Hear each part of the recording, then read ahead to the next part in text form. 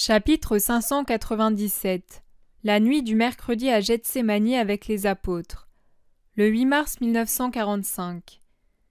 Je vous ai dit, soyez attentifs, veillez et priez pour ne pas vous trouver engourdis par le sommeil. Mais je vois que vos yeux fatigués luttent déjà contre l'assoupissement, et que vos corps, même sans que vous le vouliez, cherchent à prendre une position de repos. Vous avez raison, mes pauvres amis. Votre maître vous a beaucoup demandé ces derniers jours, et vous êtes épuisés. Mais d'ici quelques heures seulement, vous serez heureux de ne pas avoir perdu le moindre instant de ma présence.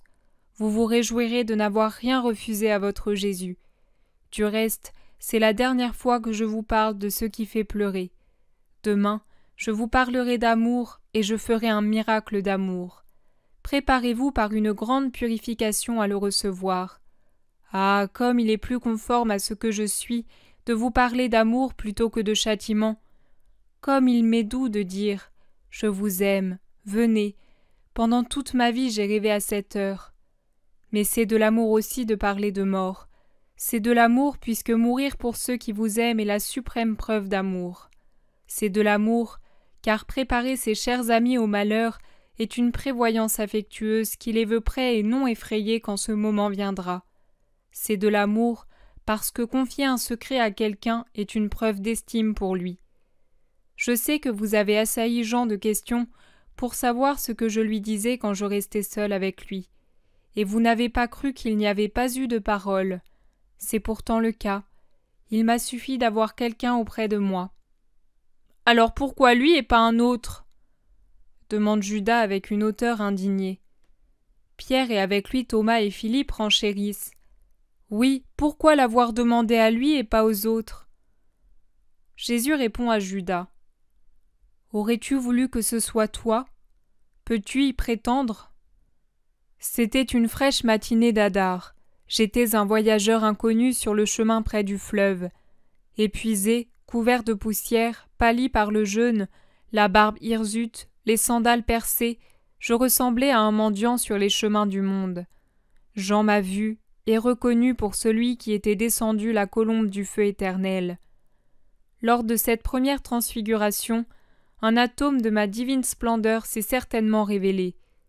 Ses yeux ouverts par la pénitence de Jean-Baptiste et ceux que la pureté garda angéliques virent ce que les autres n'aperçurent même pas. Et ses yeux purs portèrent cette vision dans le tabernacle de son cœur pour l'y garder comme une perle dans un écrin. Quand ils se levèrent environ 2 mois plus tard sur le voyageur en guenilles, son âme le reconnut. J'étais son amour, son premier et unique amour. On n'oublie pas un premier et unique amour. L'âme le sent venir, même s'il est éloigné, elle tressaille de joie et éveille l'esprit, et celui-ci la chair, pour que tous participent au banquet de la joie de se retrouver et de s'aimer. Et la bouche tremblait en me disant « Je te salue, agneau de Dieu ». Ah, foi des purs, comme tu es grande, comme tu franchis tous les obstacles. Ils ne savaient pas mon nom. Qui j'étais, d'où je venais, qu'est-ce que je faisais, étais-je riche, étais-je pauvre, étais-je un sage, étais-je un ignorant ? Pour la foi, il n'importe guère de savoir tout cela. Augmente-t-elle ou diminue-t-elle par ce genre de connaissances ? Jean croyait à ce que le précurseur lui avait dit. Comme une étoile qui migre d'un ciel à l'autre sur l'ordre du Créateur, il s'était détaché de son ciel, de Jean-Baptiste, de sa constellation, pour venir vers son nouveau ciel, le Christ, dans la constellation de l'agneau. Et si ce n'est pas l'étoile la plus grande, c'est la plus belle et la plus pure de la constellation d'amour. 3 ans ont passé depuis ce moment. Des étoiles grandes et petites se sont unies à ma constellation, puis s'en sont détachées. Certaines sont tombées et sont mortes, d'autres sont devenues fumeuses à cause de lourdes vapeurs. Mais lui, avec sa pure lumière, est resté fixé à son étoile polaire. Laissez-moi regarder sa lumière. Il y aura 2 lumières dans les ténèbres du Christ, Marie et Jean. Mais je ne pourrai presque pas les voir tant sera grande ma douleur. Laissez-moi imprimer dans mes yeux ces 4 iris qui sont des morceaux de ciel entre leurs cils blonds, pour emporter avec moi, là où personne ne pourra venir, un souvenir de pureté. Tout le péché, tout sur les épaules de l'homme.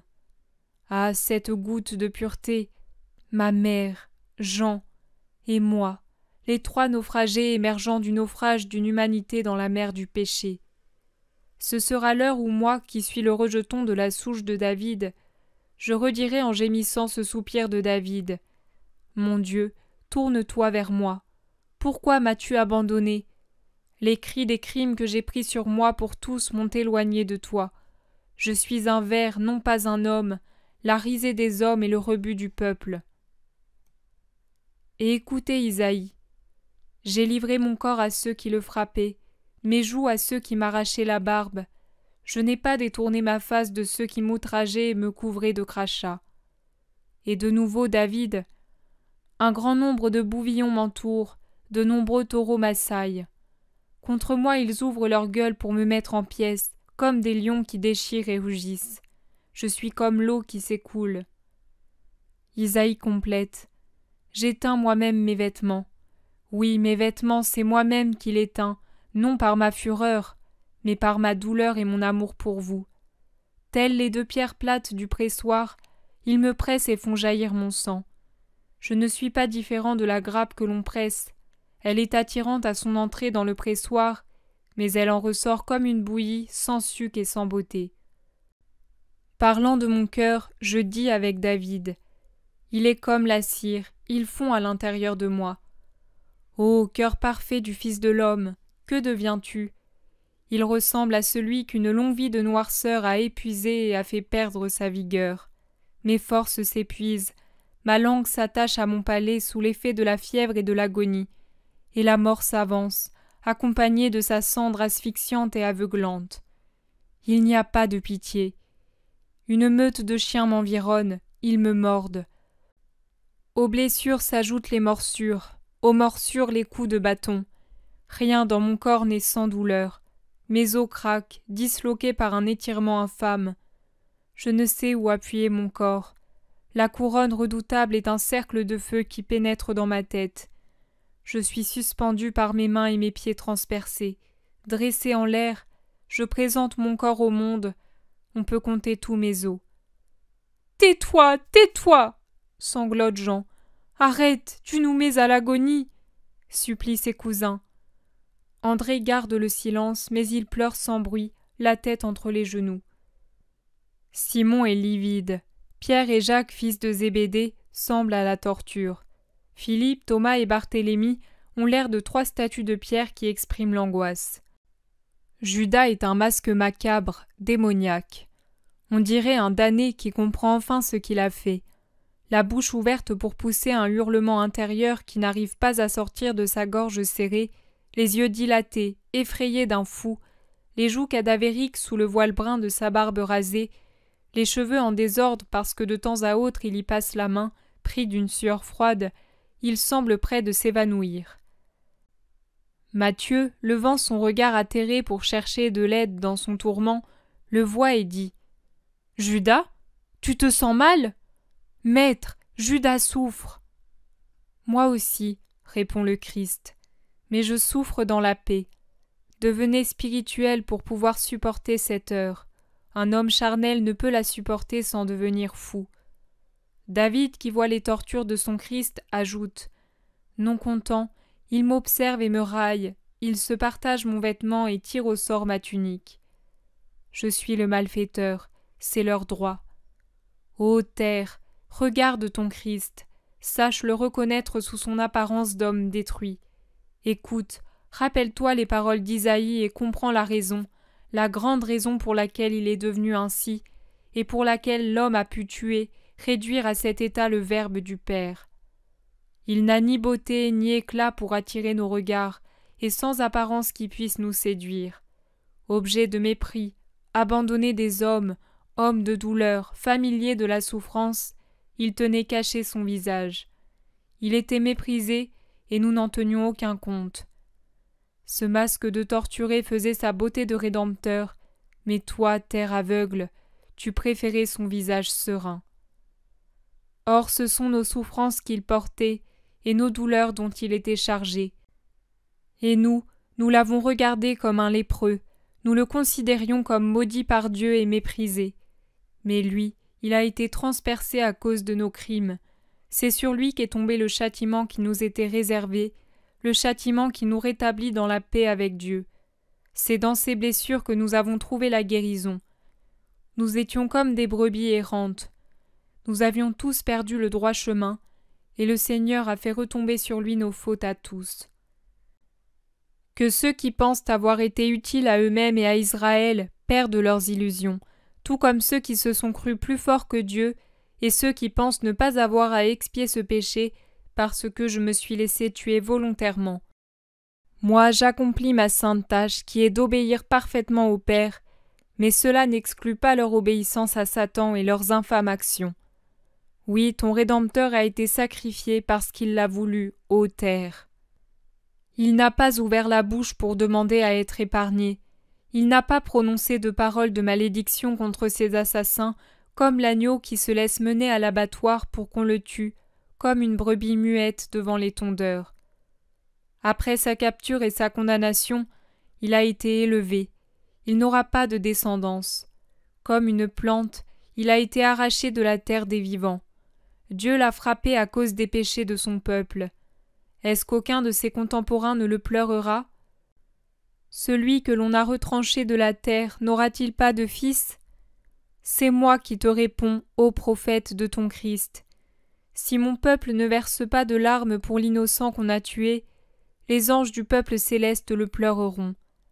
Si sa virilité n'aura pas de postérité humainement, parce que sa nature ne pouvait s'unir à une chair mortelle, il aura de nombreux enfants selon un mode de génération qui n'est pas celui de la chair et du sang animal, mais qui devra sa vie à son amour et à son sang divin, une génération spirituelle qui rendra éternelle sa descendance.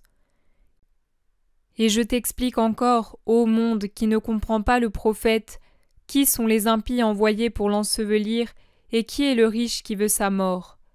Voici un seul de ces meurtriers a connu la paix et une longue vie. Lui, le vivant, aura vite fait de se dégager de la mort.